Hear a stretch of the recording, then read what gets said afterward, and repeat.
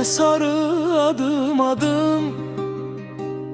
Fikirlərim qarma qarışıqdır. Ürəyimi məst eləmirsən, adını qəlbimə yazdım. Gəl mənə sarı adım adım, sənə yatımın ulduzusan.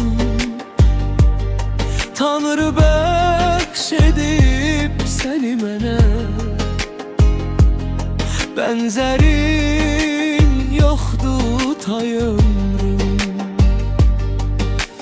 Gəl mənə sarı adım adım, səni görəndə içim xoş olur. Dünya gözəli sən ay ömrüm, vurulmuşam dəli kimi sənə.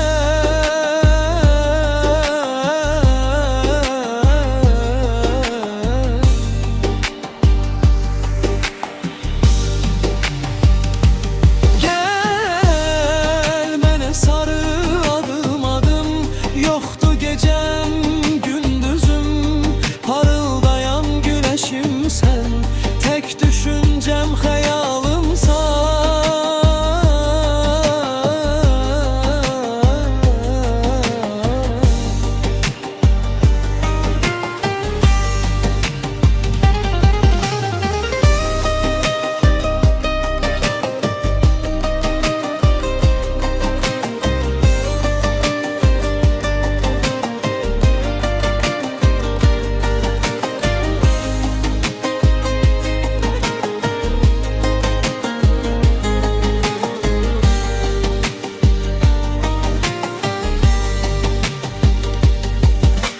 Gəl mənə sarı adım adım,